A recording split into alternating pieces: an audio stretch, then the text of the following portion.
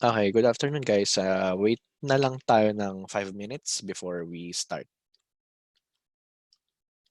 Pati rin pala Kurt, pag may prepare ka, prepare mo na.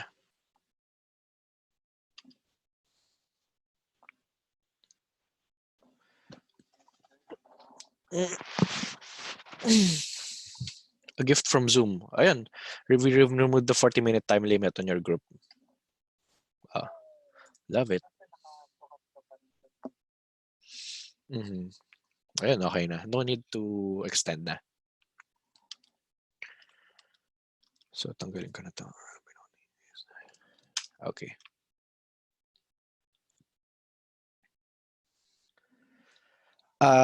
We'll start ng 1:05 p.m. Oh, Shan saklaw na. Sensation. Ito. Yes. Si Ethan nandito na rin. Okay. Aidan nandito. Aidan, check.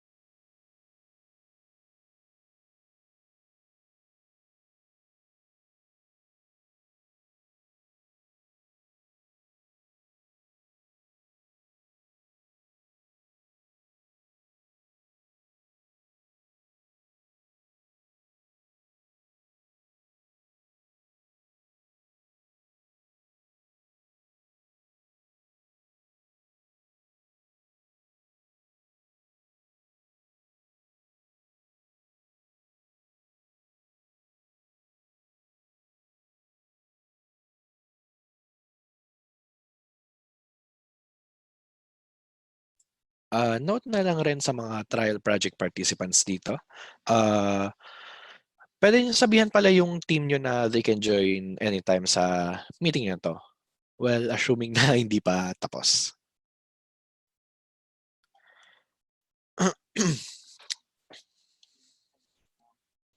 Kurt, ready ka na?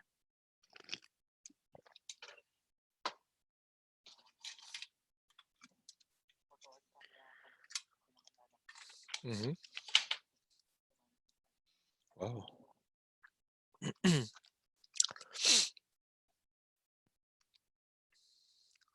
Oh, wow, si JZ. Wow, umattend ka. 1, 2, 3, 4, 5, 6, 7. Sa mga iba pang papasok pala, yung mga sinabihan nyo, is pwede silang umattend dito kahit hindi sila sa sign up sa registration form. Alexis is nandito na rin. Oh, okay. Alright. I guess, yeah, start na natin yung webinar.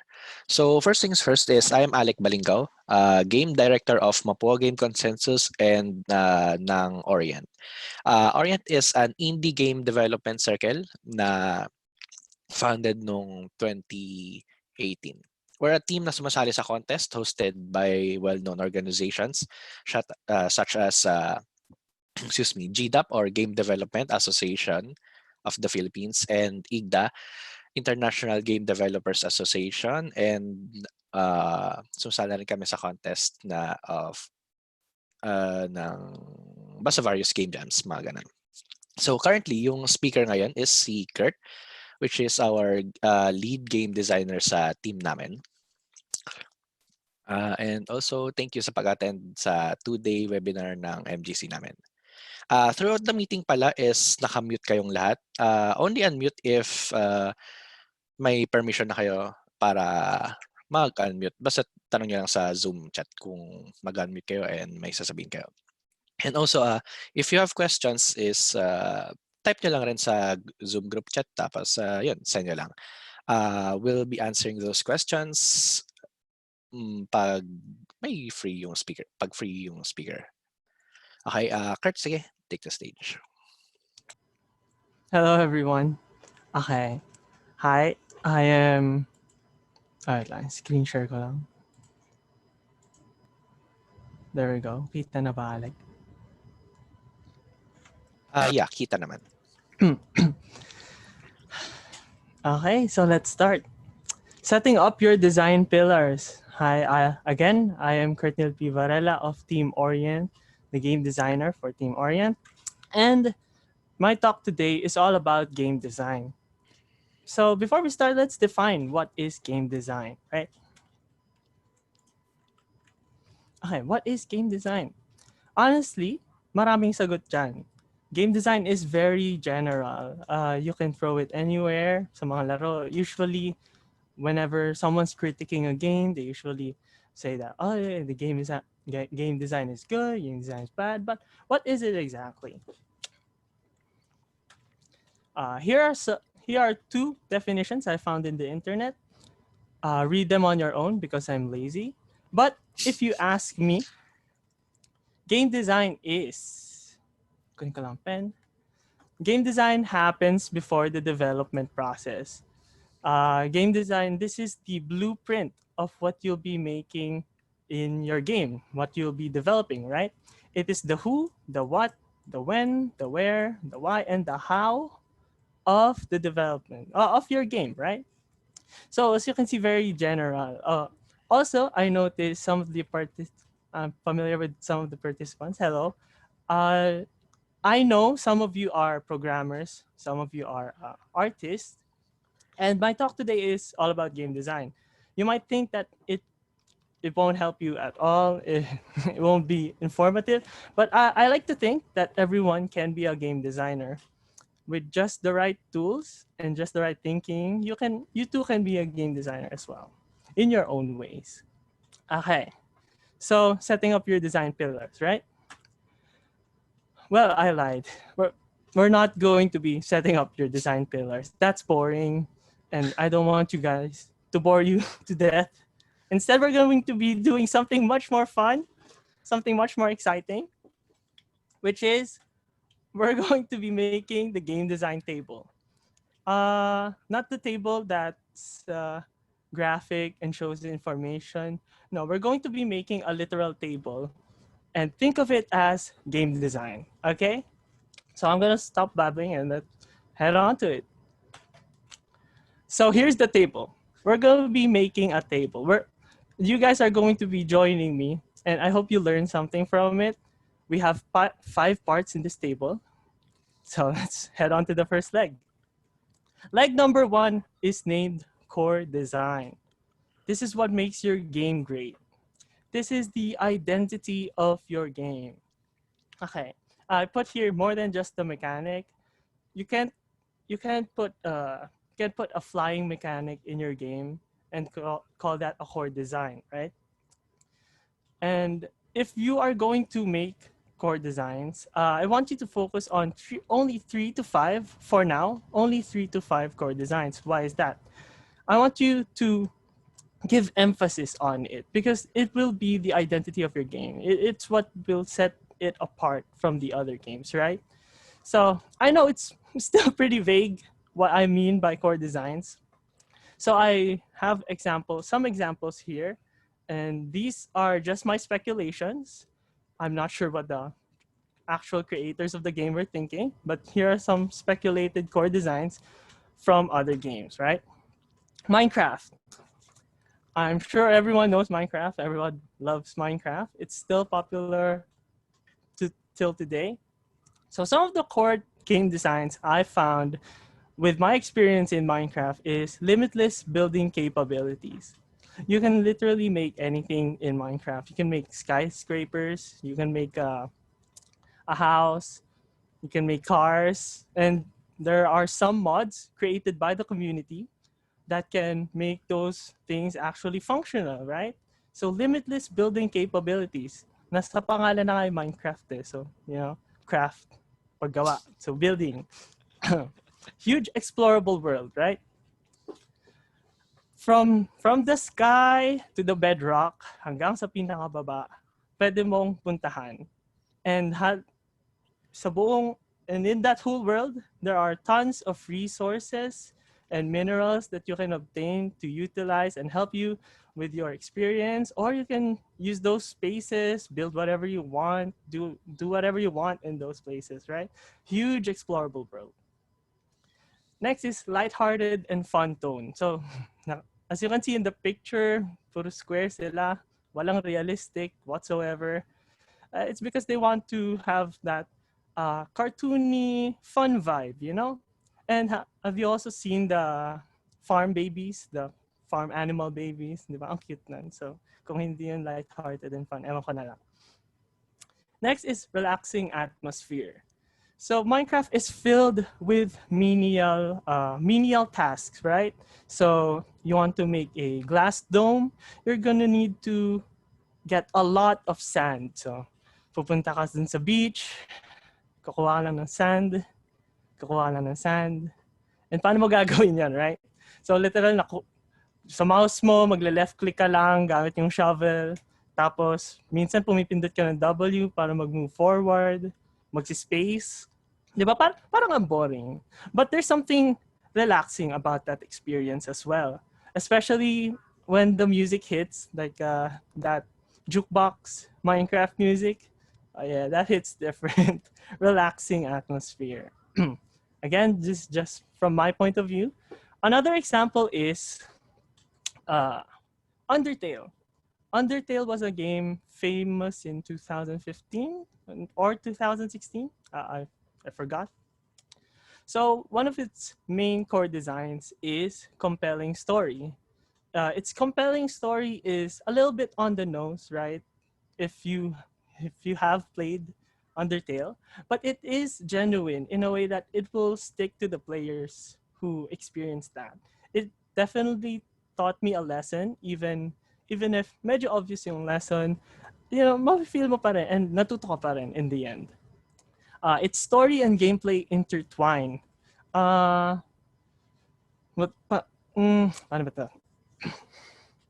So, some of the things you can do in your gameplay will affect the ending or the story that you'll be going through.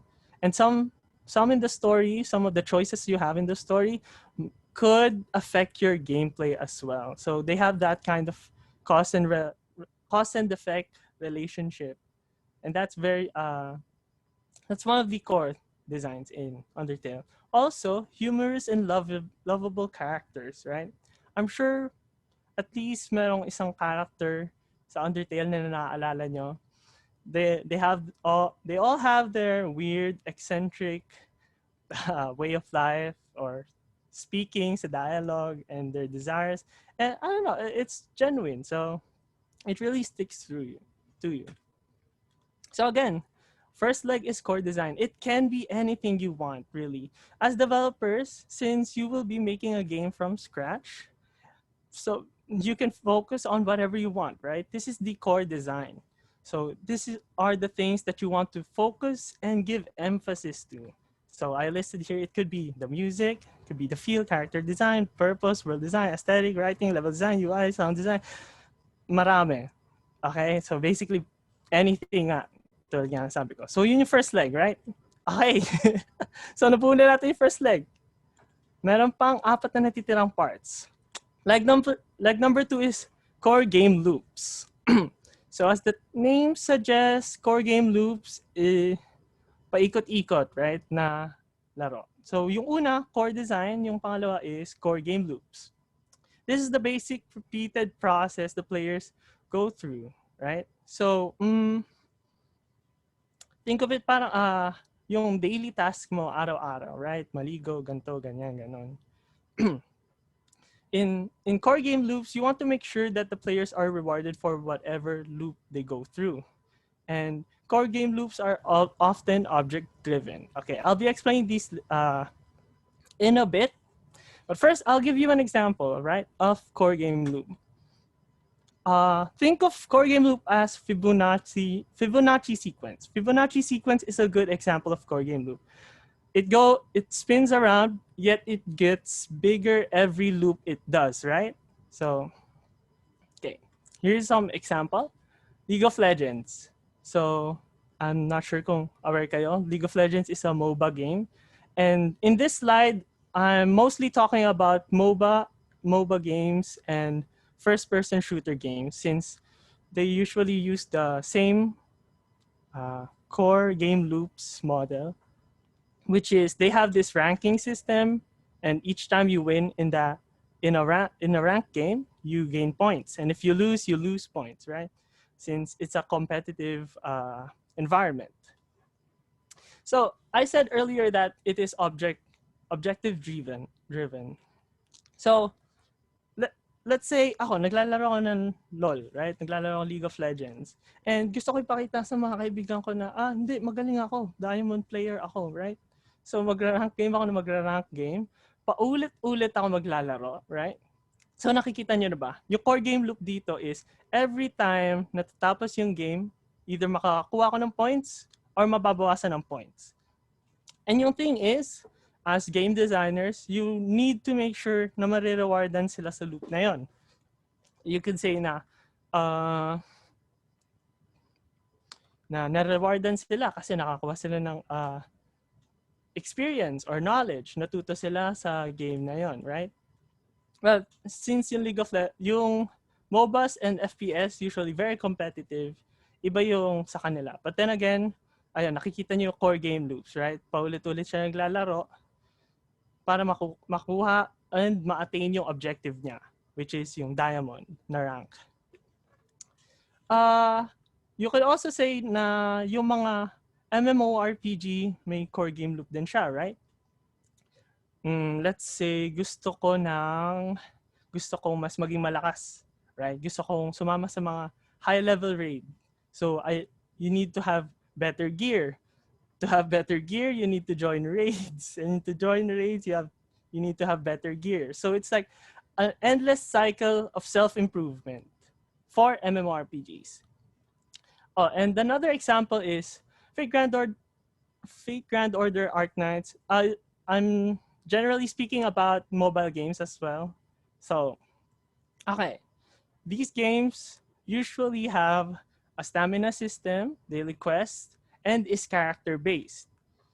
So what does that mean? Okay, let me paint another picture. Let's say naglalaro ako ng Fate Grand Order and may character akong gusto. Like, wow, ang cool niya, ang cute niya. Gusto ko siyang lumakas at gusto ko siyang gamitin. So using the stamina system, which you only have a limited number of system in a day or through time, I will use those to gain resources by finishing the daily quests, and I will use those resources to make my character stronger. And mauubos yung stamina ko, hindi ko na siya mapalakas. And the next day, yun ulit gagawin ko. Papalakasin ko ulit, pwedeng ibang character naman, pwedeng yun pa rin. So you'll see core game loop doesn't literally mean that you want the player to play your game for hours on end. It could also be, think of it as a hook, right? It's a hook. So, or addiction, actually. Pero hindi yan maganda sabihin. So it's something that will keep them coming back to your game, right? They have this objective, they want to pursue it, and through the core game loop that you put there, they will someday obtain it. Okay, so that was the second leg, core game loop. Leg number 3 is feature set. Okay, honestly, honestly, feature set is sa mga pinaka-boring. Kaya isa lang yung slide niya. But of course, importante silang lahat. Don't get me wrong. Feature set is the list of mechanics you want to apply. So it's a literal list that you need to expound upon. You need to explain thoroughly and specify the specific elements or whatever meron yung mechanics mo, right? So kunwari, I want to implement I think the game needs an inventory system or mechanic. So you need to specify what button you need to put, what they will see, how they will see it, why they need that system. Again, right? Yung sa sinasabi ko, game design is the 5W1H for game development. So, feature set, list of mechanics, that's all you need to know. So, third leg, we're almost done. We have 2 more to go, 2 parts left. And leg number 4 is magic moments. Ano ba? Honestly, medyo natagalan ako sa slide na to. It's sort of hard to explain specifically how to attain these moments. All I know is that in game design, you need to have at least one of them. So what are magic moments, right? These are the points in the game that will leave a long-lasting impression to the players, right? It's something that will evoke emotion from them, that will leave them thinking or something. It could be, magic moments could be a thought-provoking theme, music, could be scenes, could be a revelation in the story, and many more. Games usually have these specific moments, and I like to think that every game has them. Whatever type of game it is, whatever genre, they all have their magic moments. Yeah, as I said, it's the wow moment. So let me paint a picture. So I'm playing Valorant, right? The FPS game of Riot Games. And we went 0-7 with our enemies clearly winning at that point. And they were trash talking our team. Of course, you feel frustrated. So all of you focused and concentrated. And then you eventually won, right? And that feeling, oh no, wait lang. And that feeling you get at the end, wait.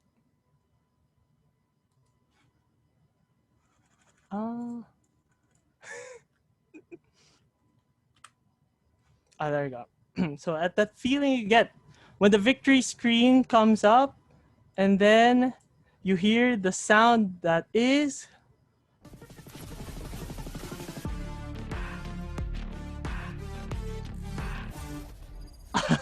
feels breathtaking, right? Feels good. It's one of those magic moments in any game that you can find. And of course, they may come in many forms, like I said. Another example is another example is the last ending for Nier Automata, right? So here you'll be seeing the credit scene of the game. But the thing is, that credit scene is the ending scene of the game. So you'll see the names of all the developers going down, and you need to eliminate them or they'll eliminate you. It's the ending of a long emotional journey, and then at the end you'll be hearing all this music, and you'll be hearing there you go. You'll hear all the developers singing along with the main singer of Nier Automata, right? And wow, that was a magical moment for me. It felt like it really cemented a good memory in my heart. So that's an example of magic moments.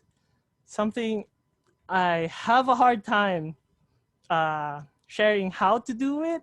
All I know is you have to have a magic moment in your game, right? Okay, so we finished all of the legs now. And all that's left is the thing at the top. The top is the development phase. So remember earlier when I said that game design is what happens before the development even starts, right? But I didn't say that game design ends there. Game design can happen all throughout a game's life cycle, because you'll be having these constant updates, constant bug fixes, changes, quality of life improvements, all that shiz. Excuse me.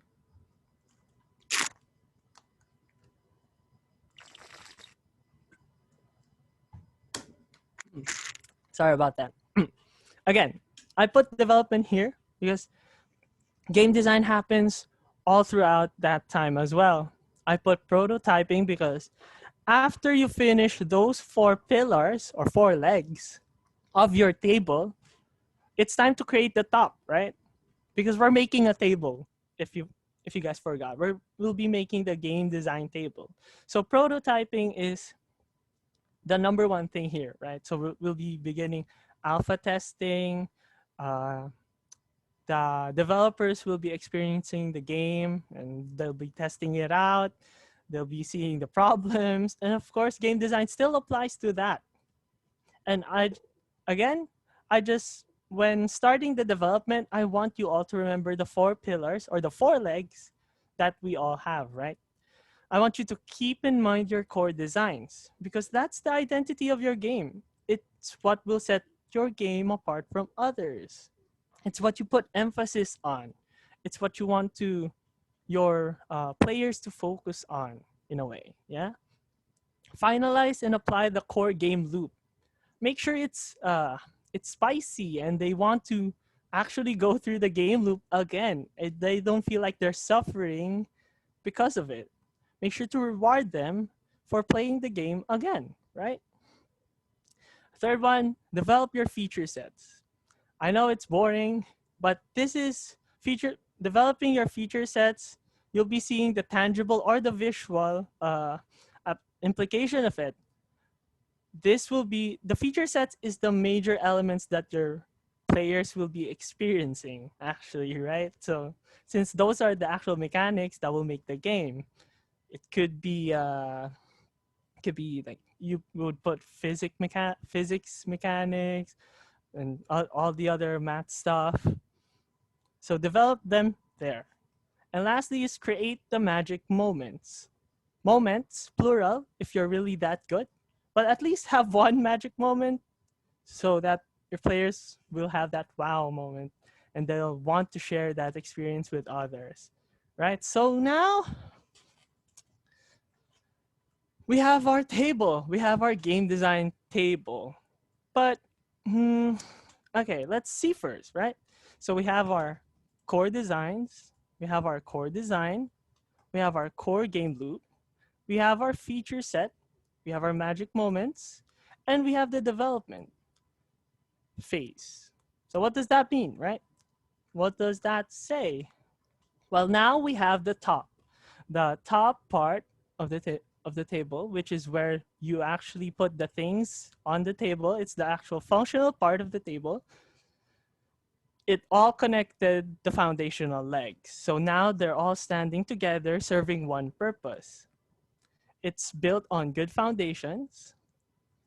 Since we have established what you want, what you need, what to focus on, right? And the table can literally stand now because a table without legs is just a plane of wood or whatever it's made of. That's not a table, right? Yeah, it's not a table. And lastly, all legs are equal. All legs are equal. So think of it this way, right? You know what? You know what an annoying table is? Those tables that tilt slightly when you push it off, because the legs of it are not equal at all. And isn't that stupid and annoying? And I hate that. I don't want you guys to have that kind of table. I want you guys to put uh, equivalent time and investment in each leg. Even if you have your favorites, even if you don't like even if you don't like some parts, I need you to focus on all of it equally, because that if you don't, that will make an annoying table, and I don't like that. So now we created all of this, right? But I still have one last thing that I want you all to know. We finished the game design table, but there's tables that look like this. And this is a weird table, right? I'm not sure. Is this two legs, or is it four legs connected by this, or only two legs? I don't know. It's weird, right? But it's still a table, right? And if we go next, there's even more kinds of tables. There's weird tables that only have one leg. And what does that mean, right? So there's tables for literally anything. It has different sizes and shapes, application, location, uh, function, aesthetic. It has lots of differences. So one of the most important things I want you all to learn is to create a user-first table, a user-first game design table.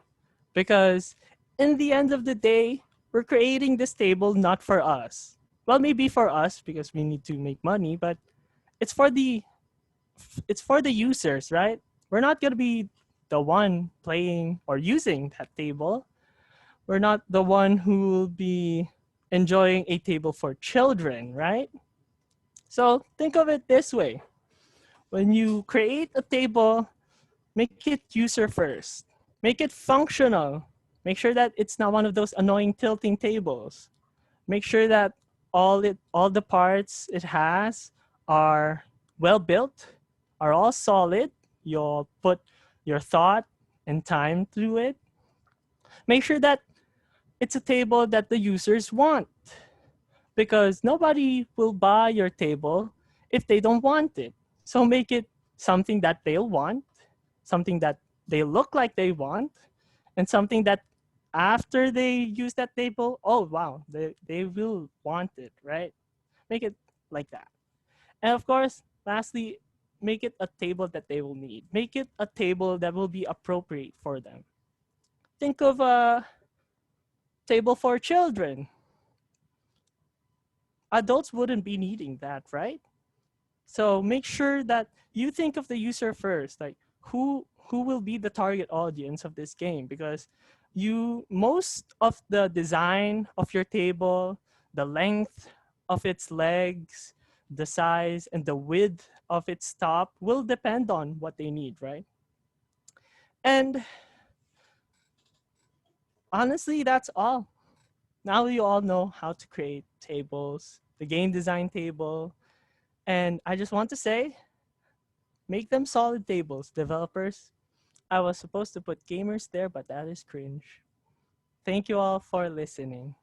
Again, my name is Kurt Nilpi Varela, and that was Setting Up Your Design Pillars, or Making Tables with Kurt Varela. Thank you.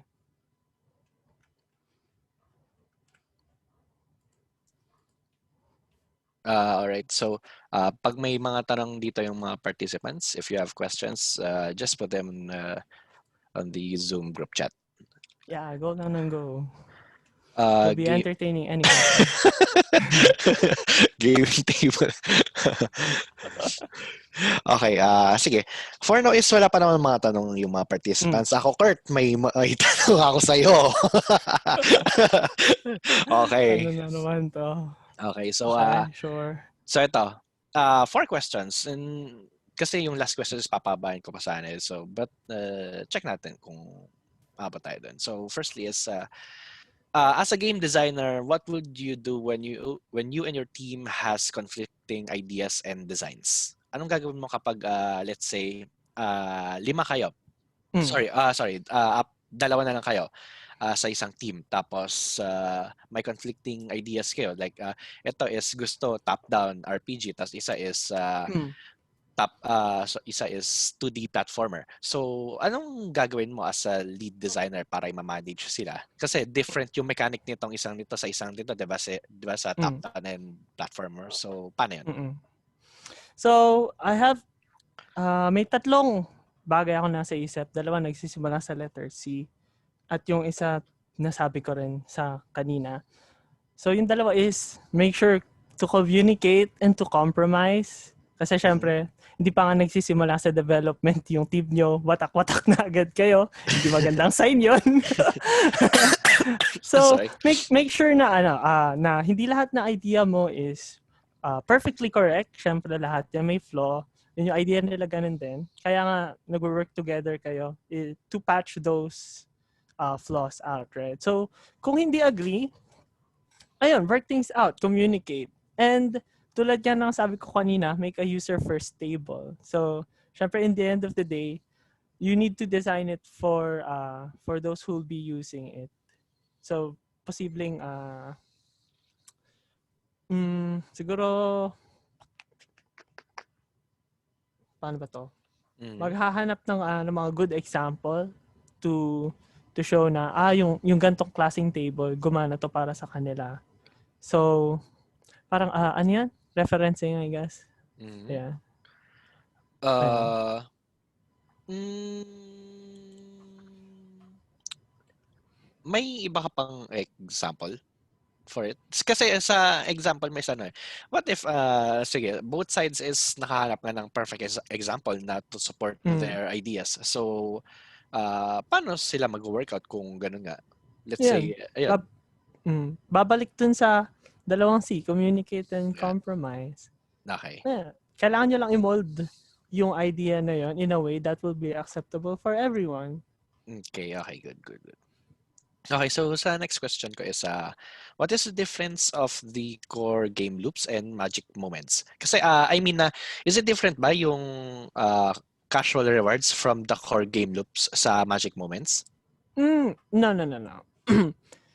Yung thing is, yung core game loops could be pwedeng sobrang daming steps or process na kailangan daanan bago maging isang loop, right? Yung magic moments na yun usually sa mga laro is isang beses lang nangyayari since after mo ma-experience yung thing na yun, ma-anticipate mo na, right? So, hindi na masyadong as magical. Yung core game loops, ayun, again, loop yon. Yung magic moments usually isang beses lang. For example, kunwari, nagta-travel kayo ng mga kasama nyo, tapos may nakita kayong bagong land, tapos wow, yun yung magic moment na yun. Yung Mhm. sa core game loop, pwede nyo na kasi balik-balikan yun. Wait lang. Although hindi ganun gumagana yung core game loop. Yung core game loop, hindi siya literal na kailangan paulit-ulit yung ginagawa ng users doon. Mhm. So long as process siya na uulit and marirewardan sila sa huli. Okay. Yeah, different ka siya sa yung core game loop sa magic moments. Okay. Mm. If that is so, is it really necessary na magkaroon ng magic moments as a foundation of game design or game pillars? Like for for example is yung Flappy Bird nga 'di ba? Is ano lang siya, is casual repeated na yun nga Mm. repeated core game loop siya na yun nga bounce bounce bounce tapos nag-go Mm. pass through sa pillars, nagkakaroon ka ng points. So nagkaroon naman siya ng naging popular game naman siya. So in Mm. that sense, is it really necessary na magkaroon ng magic moments as a foundation of the game design or game pillar? Okay. Yeah, maganda yung tanong. And yung thing doon is, nabanggit ko kanina sa magic moment, not something siya na pwedeng, tawag dito, it's not something that you literally have to implement in the game. Okay, ang weird sabihin, pero pwede siyang something na yung players mismo gagawa ng experience na yon, right? So kunwari, let's say, meron kang, paano ba to? Yung mga intense na moments sa mga MOBA, right? Kunwari, masi-steal nila yung malaking objective na ganito, right? Or ganito. Yung sa mga, anong tawag yan? Yung sa mga competition, right? Pwede kasi maging magic moment yun eh. Yung thing dun as a designer is you design the game in a way na possible magkaroon ng ganong magic moments. And I think yung sa Flappy Bird, I think meron dong specific na points na may something na mag-iiba eh. And in it of itself, malaking pag naabot mo yung ganun kalaking milestone, since 'di ba yung thing ng Flappy Bird is challenging siya and frustrating. And para yung kapag naabot mo yung points na super taas na ganun, magic moment na yun eh. Kasi wow, ang fulfilling sa pakiramdam at hindi mo na makakalimutan yun. So magic moment siya. Okay. Ito, sabi ni Jim is, so magic moments are memorable moments like climaxes on story-driven games, comebacks from competitive games, or poverty from Genshin Impact. Yeah. Paano ko ba makikita yung chat? Ayan. Yeah, honestly, it can be anything. Tulad yan ang sabi ko kanina doon. So, magic moments. Okay. Ito. May naisip ako ng isa pang tanong about sa magic moments. So, alam mo naman, Kurt, yung Getting Over It na laro?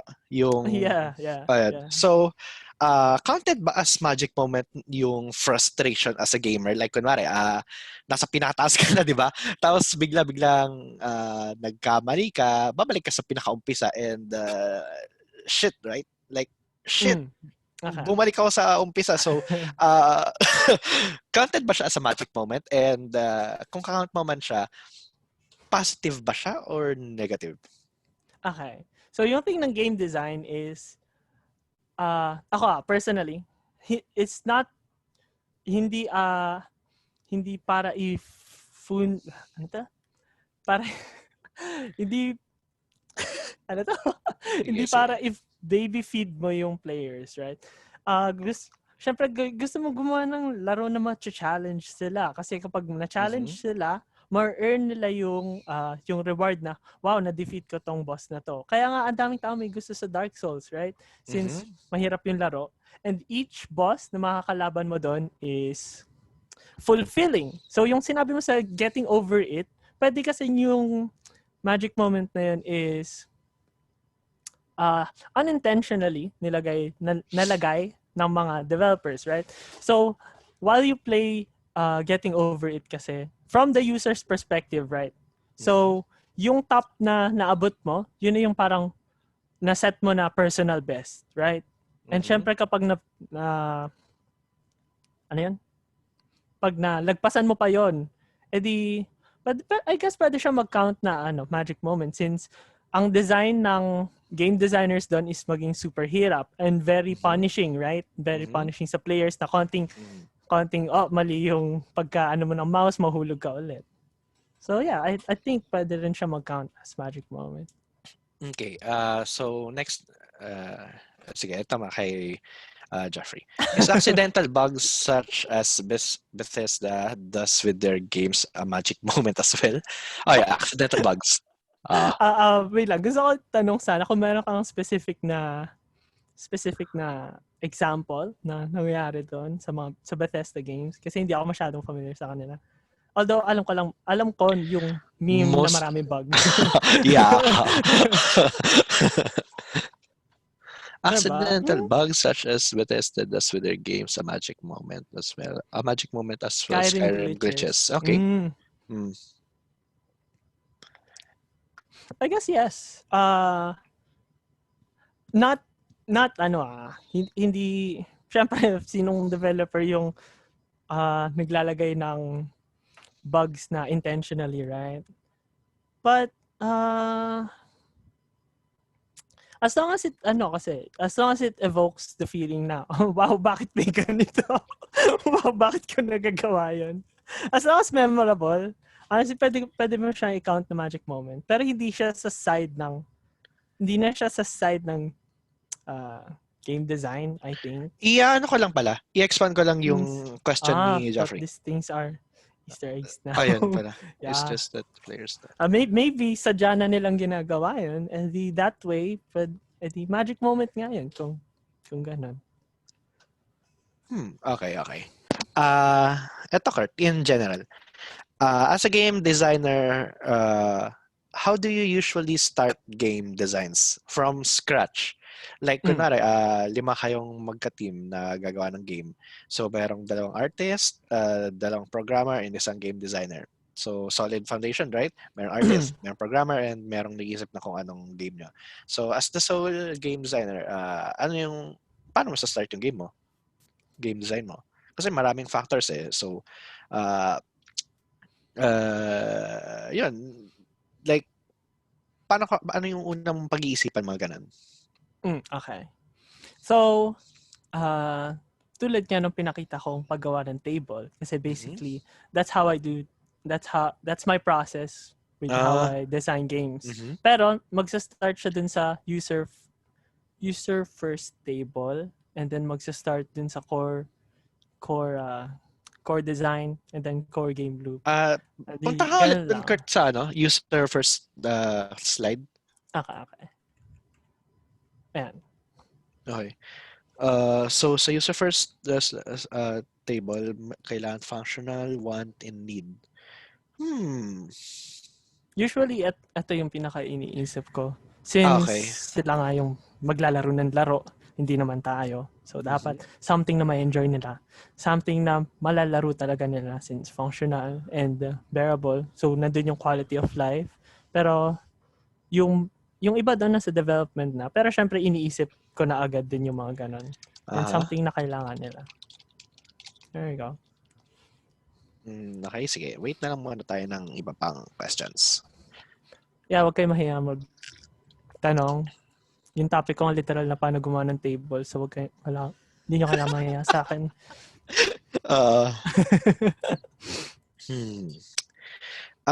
Kung habang wala pa nagtatanong din ito, how do you balance out the positive and negatives sa game design? Like, for example, is paano mababalance out yung challenging aspects ng game mo to a playable game? Like, wait lang, isipin ko kung paano to. For example is, gusto mo siya, at one point, gusto mo siya maging challenging, right? Yes. But at the same time is, ayaw mo naman ma-frustrate masyado yung players mo. So, paano mo pagbabalance out yung dalawang yun sa game design mo? Yung paggawa ng challenging aspect ng game and sa making sure na hindi siya nakaka-frustrate sa players mo. Okay. So, babalik tayo dun sa user first table. Siyempre, when it comes to balancing those kasi, iiba siya depende sa demographic na target nyo, right? So, since sa dulo naman ng araw, business pa rin yung paggawa ng laro. So, kilala mo kung sino yung consumers mo, right? So, yung medyo tricky yun, Alec, eh. Kasi maraming sagot doon. Depende nga sa kung kanino natin ibebenta yung laro or kung sino yung target natin. Since, kunwari, let's say nasa older generation yung maglalaro, right? Syempre yung patience nila usually, tama ba? I'm not sure, okay? Sige lang. Hindi nila prefer yung mas challenging, mas gusto nila mas casual na. Tulad yan ng, I guess, Candy Crush, yung mga ganong klaseng games. Kasi since, parang Minecraft, right? Yung menial na sinabi ko, menial tasks, usually relaxing yun para sa kanila. Pero kunwari, yung younger audience, let's say, mga teens, mas prefer nila yung challenging kasi stimulate yung brain nila. Tapos mag-iisip sila paano ito gagawin, paano gagawin yan. Tapos exciting yon para sa kanila and very engaging. Yun. So, know your consumers lang. Wait lang. Mas specific ko pa yung tanong ko. About Okay. that. Kasi for example, paano ba to?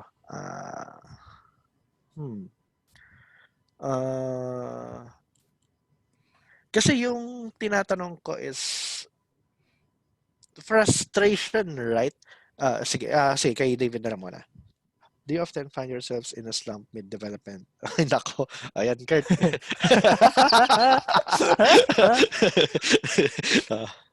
So, yung tinuro ko sa inyo paano gumawa ng table, syempre may times na masastuck ka sa dalawa or tatlong legs lang, right? Tapos parang, wait, parang conflicting yung ideas ko dito, ganito, ganyan. As I said earlier, na kahit ano pa yung role mo sa team, personally as game designer ng team namin, hindi lang yung game design ko yung importante. That's why usually nagtatanong ako sa mga ka-teammates ko, ano sa tingin niyo yung kung ganto, ganyan. Kasi hindi naman yon lahat ako lang magde-decide. Gusto ko yung collective ideas and agreements namin yung mapupunta doon. That's why kapag may idea ako, usually ipapacheck ko sa kanila.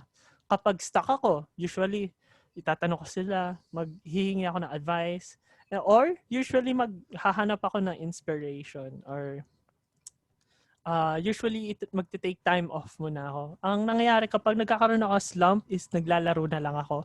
Mag-iisip ako ng ibang bagay.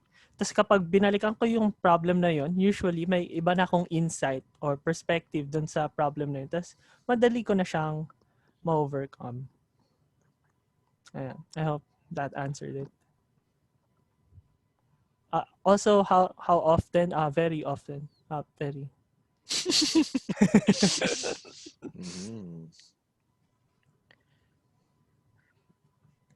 Yung tanong naman na yan is in general na yan, mostly sa mga nag-iisip ng games is yan, most likely is madalas yan slump na yan.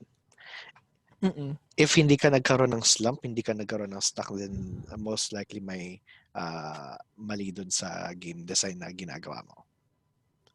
Does any of you guys experience po eureka moment mid-development while you are playing a different game? Usually pag nasa CR ako yan. Dapat seryoso yun. Kasi diba pag, yun nga, yung kapag gumagawa ka menial things or yung isip mo na sa ibang bagay, ayun, magkakaroon ako, wait, hindi ba ang astig kung ganito yung gagawin namin? Tapos, sasabihin ko sa kanila. Tapos, ayun. And yeah, yung mid-game, usually kalaro ko yung programmer ng team namin. And madalas nangyayari yan. So yeah. Pag may, yung thing is, kung hindi naman kayo, tag dito, wag niyo masyadong stress yung sarili niyo when it comes to, what do you call this? When it comes to designing your game, don't stress yourself too much since for kayo mismo, I assume naglalaro rin kayo ng mga laro, right?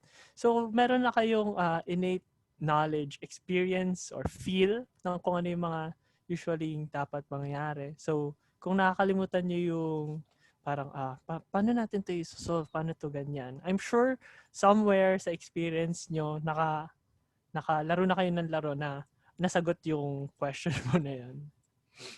Ayun. Damn, di ko na makita yung tanong na yun. Kasi yung tinatanong ko kanina, nasa webinar yun nung sa Game Jam Plus. Sayang, babato ko rin sana yung dito. Kasi nung tinanong ko yun, sige, wag na. Hindi ko na babalikan ko na lang yung webinar na yun. Hindi ko na matandaan specific question na yun. Okay. Maximize natin to 1 hour yung Zoom meeting na to. If may tanong pa kayo, is bato niya lang sa Zoom group chat. Yeah, okay, mahirap. Camila Esther. Yes, okay. Okay, Jim. Bakit? I-deny mo ba? Hindi ka ba ganyan, dude? Usually sa Pretty sira sure ko ganyan ka na, rin. actually. Diba? May magic nga yung CR. Hindi mo minamaliit yung CR. Okay. It's just me.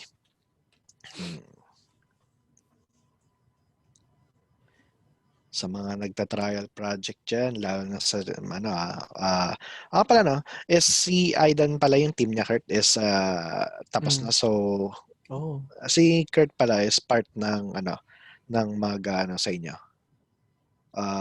magtatanong? Mag-judge? Tawag dito? Mag- Yeah. Magpapanel? Oo, yun. Yeah. Hmm. Yeah, so kung meron kayong mga part ng laro nyo na thinking of a new... Works wonders. Di ba? I told you, Jim. Yun nga yung CR. Oo nga. Bukas, Jim, nako yan yung nakakatuwa, yung kay Tala, programmer. Yeah. Kung gusto mo i-announce yan, Alec, go ahead. No. So, I think most of you guys are aware naman na 2-day webinar, 2-day webinar run. So, ngayon is kay Kurt, which is yung setting up your game pillar. Your design pillar. Your design pillar, sorry. And kay Tala naman, which is bukas, yung game programming point of view. So, kapag gusto nyo sumama doon, then yun, pasok lang bukas. I-announce rin namin same time. 12:50 p.m. yung call time, but 12:40 is i-announce na namin sa group chat. Then, yun, 1 p.m. start na ulit ng tag dito. Webinar. 57, 59, 60. 3 minutes. May questions pa ba? I hope naging informative yung talk ko. Nakakabanga. Ito yung first seminar ng MGC. Right. Lapag lang. In the near future pala is, alam niyo sa mga participants na nandito na part ng MGC is next year, we'll be inviting professionals na mag-webinar talaga dito sa Zoom meeting. So, one of my candidates is from the Unity Technologies na talaga. And yun, mag-i-invite rin ako ng speakers from different countries. Siguro, kung pwede sila na ask ng talk dito na kung ano yung tinok nila sa topic nila sa Game Jam Plus namin na panalalunan namin, which is yung accessible sa amin. Same lang rin na kung ano yung may question si Joffrey. Oh, whoops. Sorry. Pwede po ba counseling dito? Wait. Sorry. What do you mean by counseling? Like, please specify. Sasakalin kita pag joke lang yan. Counseling. But yeah, what do you mean by counseling? Like advice on sa game or whatsoever? You can ask questions naman na related sa game development ngayon sa webinar. Kahit malayo siya sa sa topic na sinabi ni Kurt. Yeah, shit. Patayin ko lang yung heater, ang init. Oops, sorry, hindi pala ako kita. Ang diwanag ko. Oo nga eh. Pwede pa ba? Okay. 1 minute. Kayo rin naman mga trial project participants is mayroon naman kayong sari-sariling channels sa MGC Discord server. So, you may ask doon kung may mga questions kayo. Kami lang rin naman makakita ng mga questions nyo eh. Hindi makikita ng ibang team. So, pag may tanong kayo, bato nyo lang doon, then, ayun, sasagutin namin ni Kurt. Ayun. Ito pala. Wow, haba.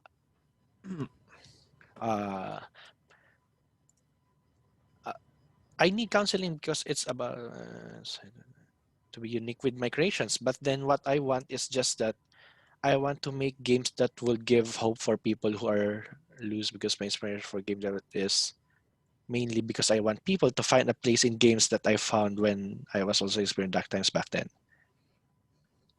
Ayan, Kurt. Tama yung tanong ni Joffrey. I'm not sure kung tama yung pronunciation, so correct me if I'm wrong na lang, Joffrey. Okay. Okay, so Kurt, ako naman na sasagot dyan, then let's see kung anong sasagot mo.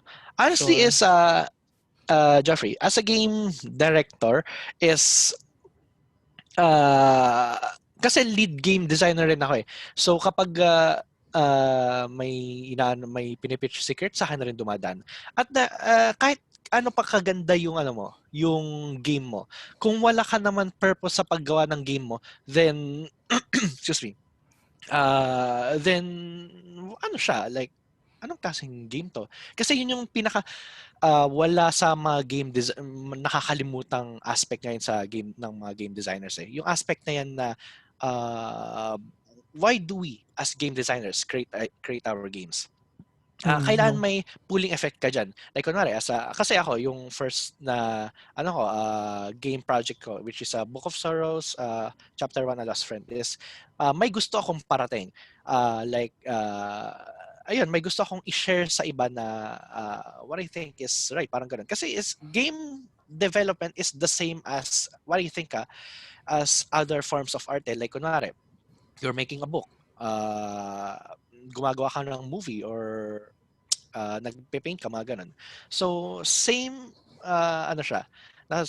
What I think is yung game development is nagsastand na siya ngayon sa same platform na mga ganun. Yung paggawa ng book, paggawa ng movies, or paggawa ng all forms or paintings, mga ganun. Ako naman? Yeah. Okay. So, gets ko naman yung counseling mo talaga. So, I understand na gusto mong gusto mo rin mag-weigh in yung father mo sa game development mo. And I think kailangan mo lang tignan yung situation in another way since so yung purpose mo or yung kung anong gusto mo is to give hope, right? To give to give hope para sa mga tao na wala, right? Na wala ng hope. Mm-hmm. Huh? Again, and yung sabi ng father mo is it has to be unique, right? Well, the thing is, pwede maging unique yung game mo dahil yun nga yung purpose ng game mo, right? Mm-hmm. Since yun yung gusto mo iparating sa laro mo na you want to give them hope. And I think that yun mismo, pwede na maging unique yung creation mo eh. And yung thing is, mahirap na maging unique ngayon, honestly. Mahirap maging unique ngayon. So long as nandun naman yung passion mo and nandun yung heart mo sa ginagawa mo, I'm sure magiging unique yun. Yun lang yung kailangan mo talaga, yung passion na yun. That word, passion. You need to start doing whatever you can na. Since, yun nga, sabi mo is, di ba, because my inspiration for game development is mainly because I want people to find a place in games that I found when I was also experiencing dark times back then. So yun, di ba? Kung yun yung inspiration mo, then start ka na. Kasi ang hirap kasi yung passion eh.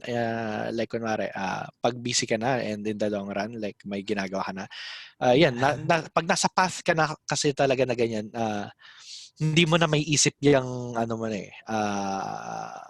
yung purpose mo kung bakit mo pinursue tong career na to, parang ganun. Kaya kailangan mo lang keep in mind yung passion na yan. I hope nasagot namin. Subgenre, it's hard to think sometimes. Si Sean Saclolo, may question. Opinion about Cyberpunk which is released early. Too many bugs, character sliding. Oo nga, paano yun, Kurt? Ano yung point of view mo doon? Hindi kasi natin alam yung whole story eh. So medyo mahirap magbigay ng grounded or actual magandang opinion. Mula lang sa alam ko ngayon, since sobrang prevalent ng Cyberpunk kahit hindi naman ako interested doon. I think ang nangyari doon is napilitan yung developers na i-release siya early, kaya ganon. And usually yung mga ganyang kalalaking laro, ang hirap i-playtest nan since napakaraming features, napakalaki ng mundo. Open world yun, right? Ata? Siguro. Well, mukha siyang ganon, right? Ayun lang yun I think napilitan lang yun. And I think yung sa game design aspect naman nun, maganda naman yung gusto nilang mangyari. And yung sa development team, na-push lang talaga ng yung release date ng ganon.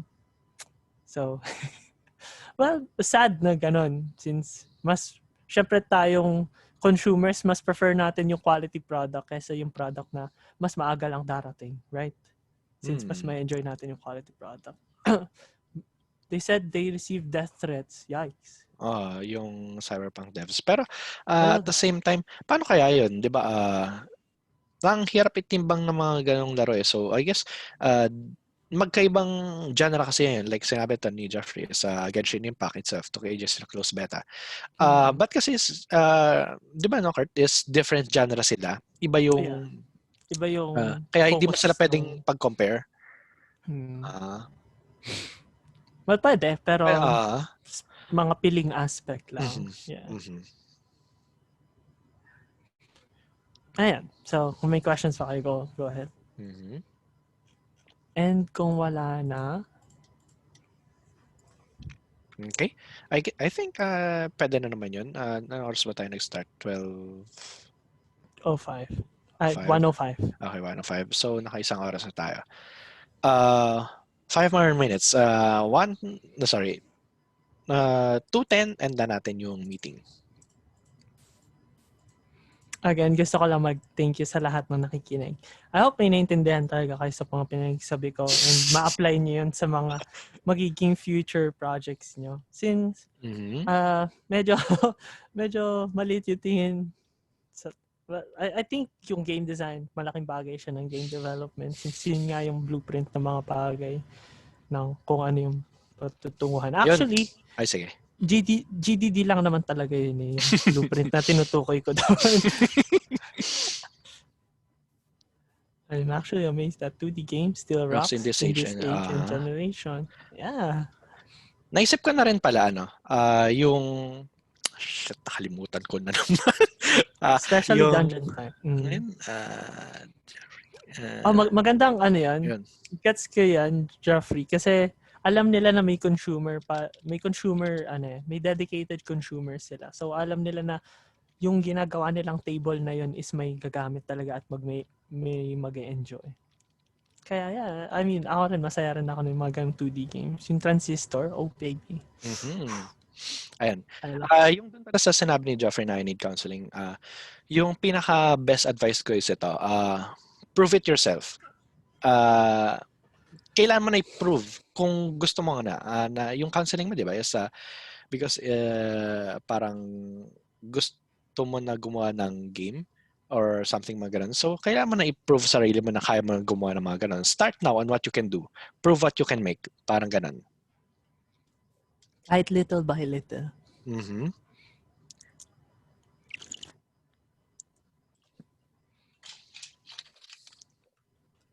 Yung pinaka-best advice sa inyo sa mga nagta-trial project and mga baguhan sa game development. Start na kayo. Since mahirap mag-ponder ng like kunwari, ano ba yung mga kailangan kong gawin? Like nasa isip lang palagi mga ganun-ganun. Make your passion a reality. Parang ganun na.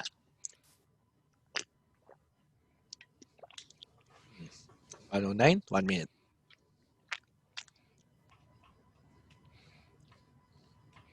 Wala na talaga. Okay lang naman. Kung wala na. Also, yung para sa mga programmers yung bukas. Pero pwede pa rin naman pumunta kahit sino since yung advice naman ni Tala is somewhat kinuha niya ring generalized. So, that's something to look forward to. Okay. Tatawa ako sa sinabi ni Jim. Kuya Tala, how do you handle problems when implementing new features? We don't... Kapag nag-aano tayo kay Tala, no, nagpapa-add ng something new feature. Ay, hindi. Ang new feature pinagsasabi ng mga game designer. Kasi madalas yung conflicts na yan eh. Sa aming mga game designers, sa mga artists, and sa mga ano. Okay? So, 2:10 na. We'll be ending this meeting na. So once again, thank you sa pag-attend dito ng webinar. Ulitin ko lang, I'm Alec Balingao, Game Director of Mapo Game Consensus and Orient, which is an indie game development circle. And also ito si Kurt, which is our lead game designer rin. So if you have questions, chat lang sa Mapo Game Consensus group chat or you can message us sa Facebook page namin, and kung may tanong man kayo, direct nyo lang doon and pag-usapan namin sa personal Facebook accounts namin, mga ganun. So, yun. Once again, thank you sa pag-attend ng Zoom meeting. And ko na yung meeting in 3. I hope na-enjoy nyo. Oh. Bye-bye. Okay, thank you guys. 3, 2, 1. Oops, ano yung new message?